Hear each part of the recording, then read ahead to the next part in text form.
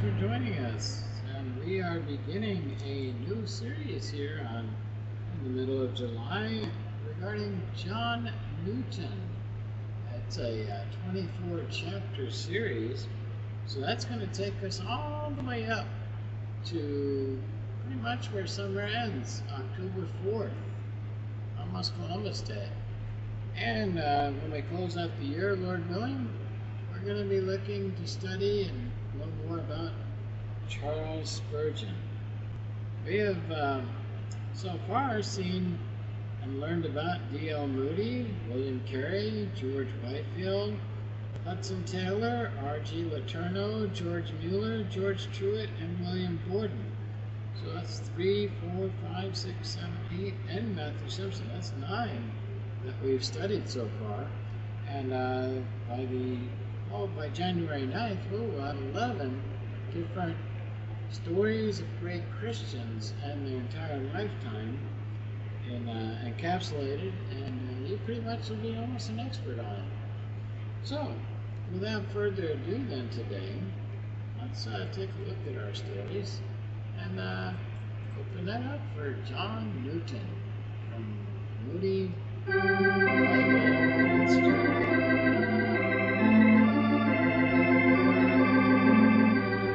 We greet our friends everywhere with Chapter 1 of Amazing Grace, the story of John Newton. This is another in the series Stories of Great Christians, and comes to you from the Moody Bible Institute of Chicago.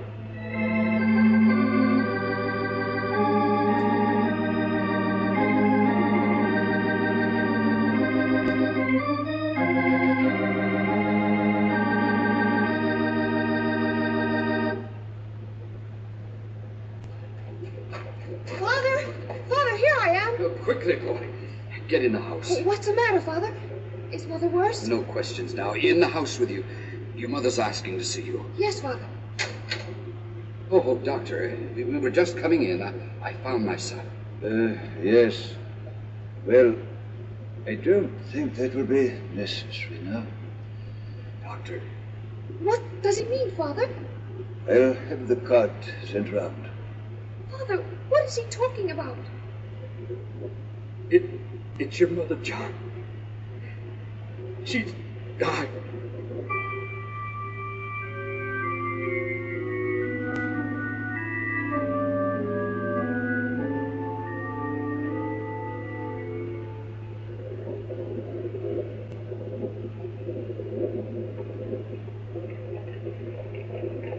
Well, that about takes care of things, Mr. Newton. If I can be of any further service. Yes, of course. Thank you, Doctor. Good afternoon.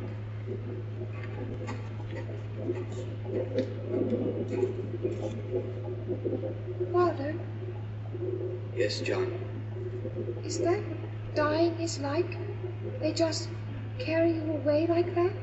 Now, that's not what your mother's taught you, is it? God rest her soul. She used to teach me lots of things, Father, like the Bible and poems and things like that. But they didn't say it would be like this. John, you're only 7 years old. When you get older, you'll understand it all a lot better. Right now... Do you understand it, Father? What's that?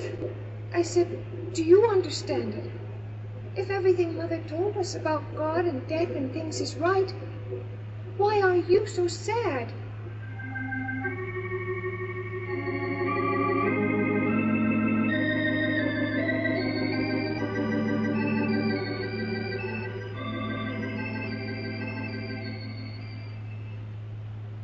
John, I'd like you to meet Miss Montaigne.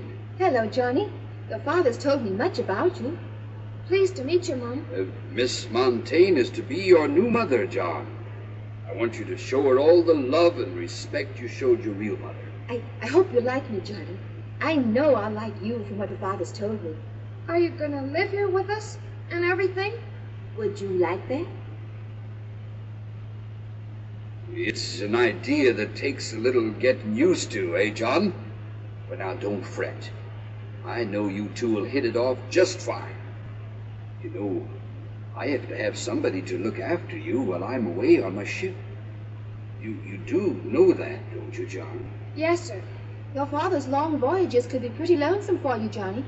I have my books. Oops. I told you the lad is as smart as a whip. His mother taught him to read, both our own English and Latin. That's more than I can do. Don't you read? Oh, I read a little. But there's a lot more in life than books, Johnny. We'll have fine times, I'm sure of it. So am I. Now, don't go worrying about your studies, John. Margaret and I have been talking, and one of the first things we want to do is to get you off to a good boarding school. Yes, we thought you might like a school near to where I'm from, in Essex, as long as you're so set on getting educated. So, it's settled. And with things under control here at home, I can get back to the sea. John, in a few years, you'll be going to sea with me. There's the real life.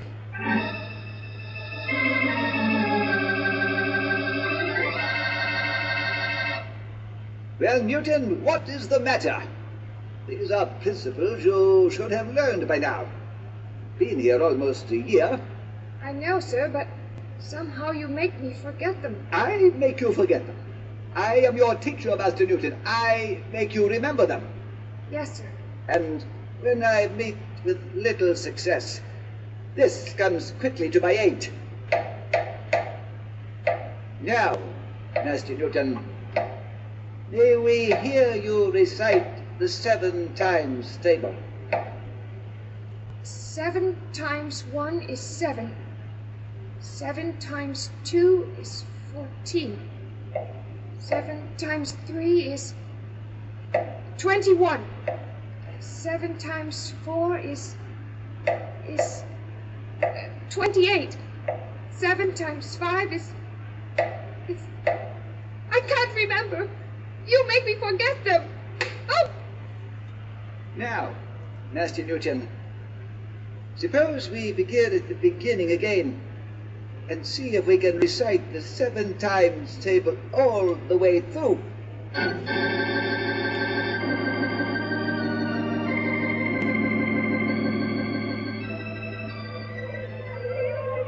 Well, John, how are you getting along here? Very well, Father. I have a new teacher, and I like him very much. Oh, you poor thing. Your first teacher sounded like a horror from what you said about him. I hear you mention teachers over here. Oh, Mr. Beardsley. This is my father and my stepmother. Mr. Beardsley is the new teacher I was telling you about.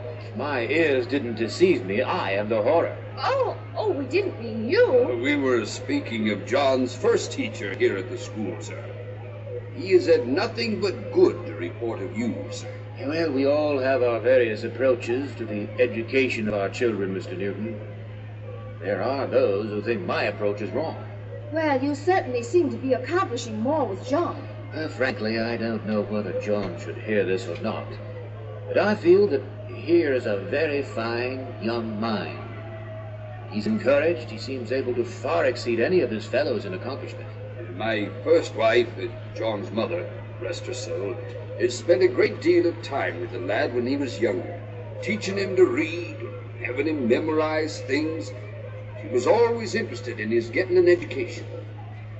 I'm a seaman myself, a captain of my own ship, you understand.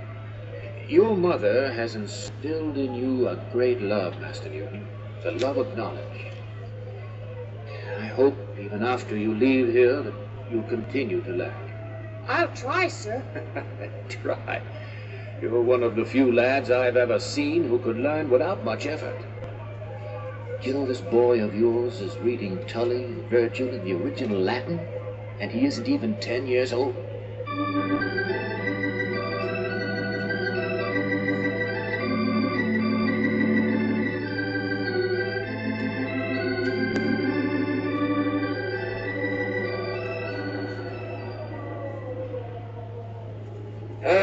This is the life, is it not, John?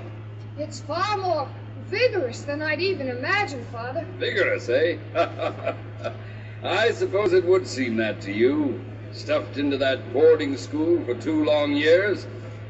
Well, now you can breathe a bit, huh? I shall try, sir. You better get below, John. Good night's rest is waiting. Then we'll start making a seaman out of you. Good night, sir.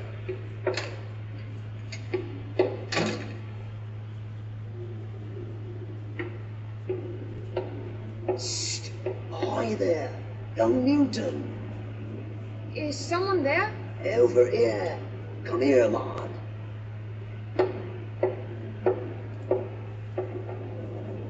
What is it? All right, mates. Grab him! Hey, let go of me! Come on! Follow me! Let go! Right there's good, mates. What's this all about? My father is the captain. He wouldn't mind a little horse fly now, would he, mates? Well, what do you want with me? Well, your father being a great seaman the way he is, we figured you was pretty good yourself. So we want to, let us say, test you as a sailor. Test me? There's some ways to know a real seaman from any other bloke, you know, and we just want to be sure you measure up. I don't understand. Well, for instance, let's hear you swear. Swear? That's right, swear, curse. You know, use what the land up in the ups would call foul language. What do you want me to say? What do you want me to say?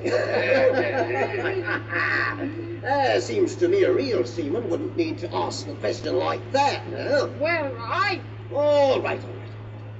So I'll give you a little help. Try this one. She's a... I'll whisper it to you.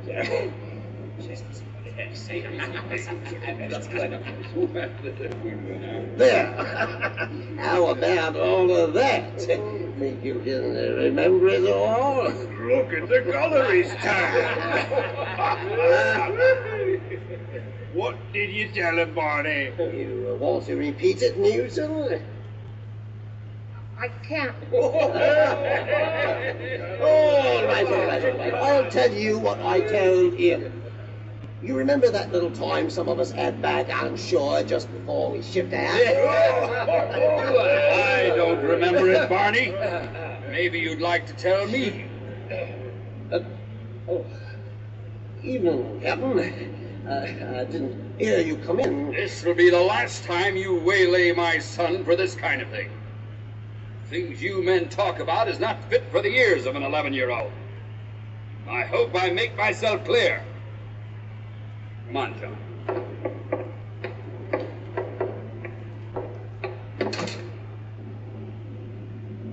Well, he's got to learn sometime.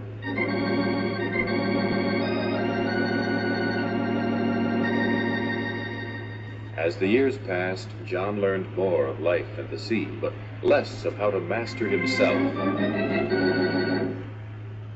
I can't understand it, John. It was a perfect opportunity for you. What happened? I don't know, Father. Guess I lost my temper at the wrong time. But you could have been captain of your own vessel, John. Think of it. A captain at 17. And you lost your temper. Well, all those officials with their twaddling little ways. How can a man help but get angry? John, you have changed considerably. Your mother mentioned it the last time we made port. I've become a man, Father. It happens to every boy sooner or later. It's more than simply that you're growing up. You become hard. More and more I'm aware of your excesses in living and language. No more than any sailor, sir. I look for better things from you.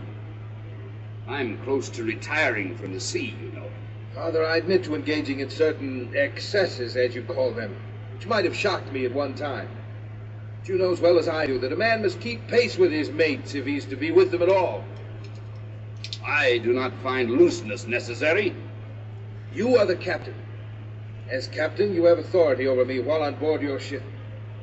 What I do on shore is strictly my own affair. Do you dare to speak to your father in such a way? I dare to speak to my captain in such a way, aye. For your strength of will, I am glad. A good captain needs as much as he can muster. But for your lack of restraint, of discipline, I can only lament. And hope that you will see your error before it ruins you. I wouldn't worry, sir. I seem to be getting on just fine. I see no harm in a little horseplay once in a while to pass the time on shore.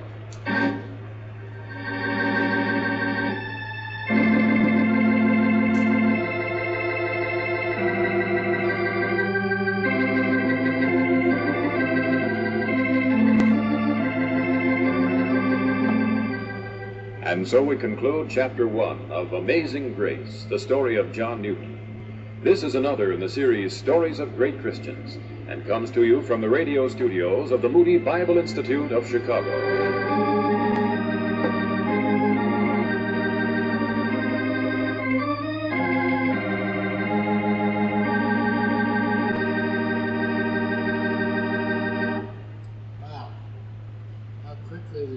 Come and go.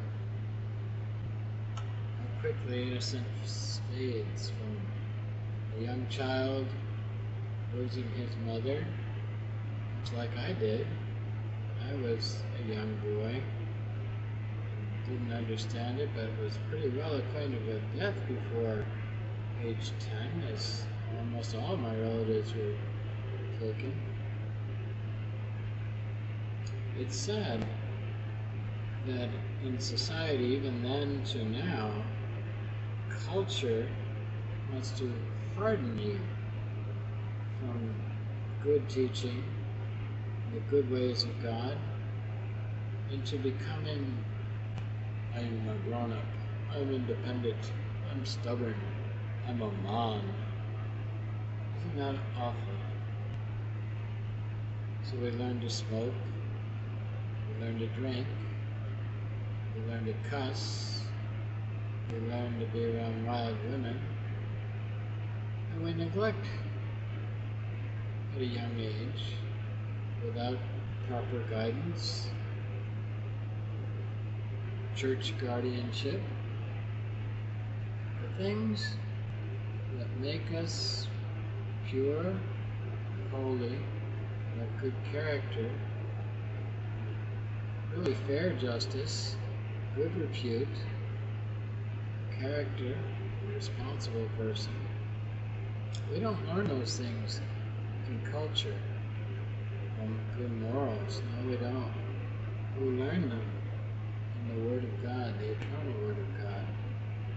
So, even though it was a promising beginning for young John Newton, his dad didn't seem to be quite as committed as his real mother was, or even his stepmother is, to move him much beyond a basic type of education, but not one that his real mother intended for him.